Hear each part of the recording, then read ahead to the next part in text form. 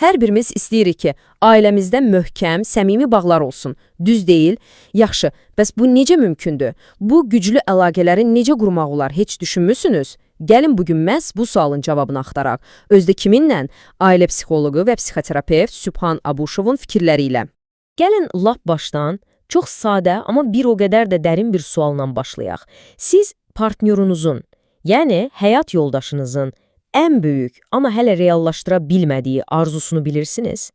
Bir saniyəlik durub fikirləşin. Cavabınız nə oldu? Bax, bu sual əslində münasibətinizin nə qədər dərin olduğunu göstərən kiçik bir güzgüdür. Deməli, bugünkü təhlilimiz tamamilə ailə psixoloqu Sübhan Abuşovun yanaşması üzərində qurulub. Onun fikrincə, möhkəm bir ailənin sanki bir bina kimi iki əsas sütunu var. Və biz də bugün həmin o iki vacib sütunu bir-bir kəşf edəcəyik. Yaxşı, başlayaq birinci sütundan. Hər şeyin təməli, bünövrəsi, əlbəttə ki, cütlüklərin öz münasibəti. Sübhan Abuşov bu konsepsiyaya çox maraqlı bir ad verib. O buna sevgi xəritəsi deyir. Yaxşı, nədir bu sevgi xəritəsi? Təsəvvür edin ki, bu partnyorunuzun ad gününü və ya sevdiyi rəngi bilməkdən qat-qat dərin bir şeydir. Bu, onun daxili dünyasına bir səyahətdir. Onun dəyərlərini, qorxularını, ən böyük ümidlərini, emosional ehtiyaclarını anlamaq üçün göstərilən şuurlu, yəni bilərək edilən bir cəhddir. Məqsəd isə çox sadədir. Bir-birinizə daha da yaxın olmaq, empatiyanı, yəni özünü onun yerinə qoya bilmə bacarığını gücləndirmək. Və Sübhan Abuşovun bu fikri məsələni o qədər gözəl ümumiləşdirir ki, sevgi təsadüf deyil, o diqqət işidir. Münasibətlər maraq, empatiya və şuurlu iştirakla böyüyür. Yəni, sevgi göydən düşən bir şey deyil, bizim hər gün üzərində çalışdığımız, qurduğumuz bir şeydir. Gəlin indi bu xəritəni biraz daha real həyata gətirək. Məsələn, bu sualın cavabını bilirsinizmi? Həyat yoldaşınızın ən böyük qorxusu, onun üçün ən pis fəlakət ssenarisi nədir? Yaxud başqa bir sual, partnyorunuzun ən şirin, ən gözəl uşaqlıq xatirəsi hansıdır? Bilirsiniz, bu xatirələr əslində onların bugün kim olduğunun bir parçasıdır. Və sonuncu bir sual, onun həyatda ən çox heyran olduğu, örnək götürdüyü iki insan kimdir? Bax, bu sualların cavabları partnyorunuzun ruhuna açılan qapılardır. Bu qapıları açmağa nə qədər cəhd edirsiniz? Belə, cütlük münasibətlərinin təməlini, yəni sevgi xəritəsini anladıq. İndi isə keçirik ikinci, bir o qədər da vacib sütuna, şuurlu valideynlik gücü. Bu, övladlarımız üçün möhkəm bir bünövrə qurmaq deməkdir. Sübhan Abuşov düzgün tərbiyə deyəndə nəyi nəzərdə tutur? Bu, uşağın xarakterini, dəyərlərini, sosial və emosional bacarıqlarını şuurlu və ardıcıl şəkildə formalaşdırmaqdır. Yəni, məqsəd sadəcə sözə baxan uşaq yetişdirmək deyil, öz dəyərləri olan, məsuliyyətli bir şəxsiyyət formalaşdırmaqdır.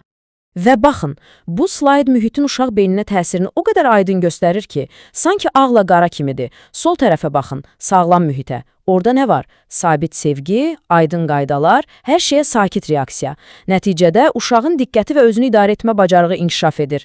İndi keçək sağ tərəfə, zərərli mühitə. Qorxu, alçaldılma, xaos.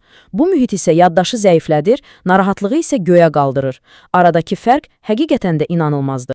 Yaxşı, bəs valideynlər bəzən heç özləri də fərqində olmadan bu zərərli mühiti necə yaradır? Gəlin ən çox rast gəlinən tərbiyə yanlışlarına və onların risklərinə bir nəzər salaq.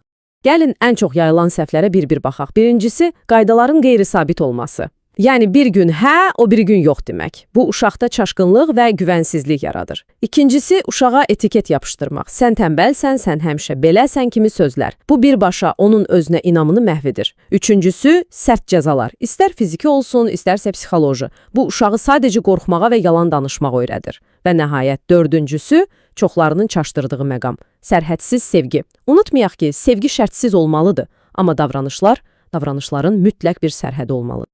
Yaxşı, səhvləri anladıq, bəs düzgün yanaşma necə olmalıdır?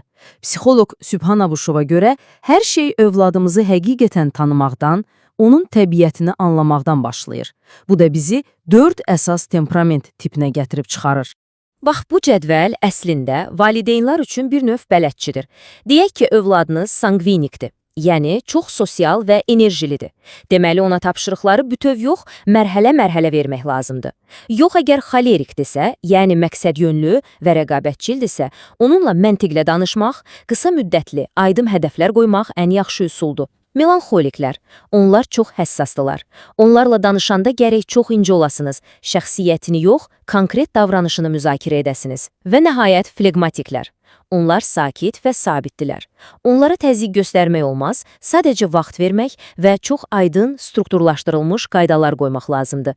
Görürsünüz, hər uşağın öz açarı var. Beləliklə, həm partnyorumuzun sevgi xəritəsini, həm də övladımızın temperamentini anlamağın yollarını gördük. Bəs bu iki vacib sütunu bir-birinə bağlayan əsas prinsip nədir? Subhan Abuşovun bu sözü məncə hər şeyi o qədər gözəl ifadə edir ki, övladınıza sahiblənməyin, sahib çıxın. Fərqə baxın, sahiblənmək onu bir əşya kimi, öz mülkün kimi görməkdir.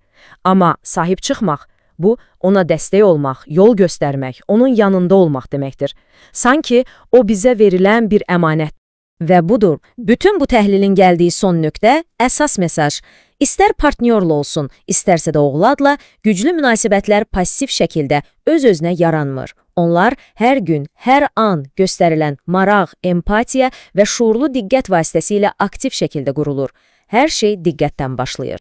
Beləliklə, gəlin bugünkü söhbətimizi praktik bir addımla bitirək.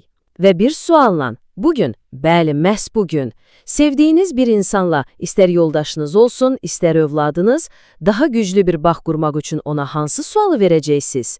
Bir düşünün. Unutmayın ki, ən böyük, ən dərin əlaqələr bəzən ən sadə bir sualla başlayır.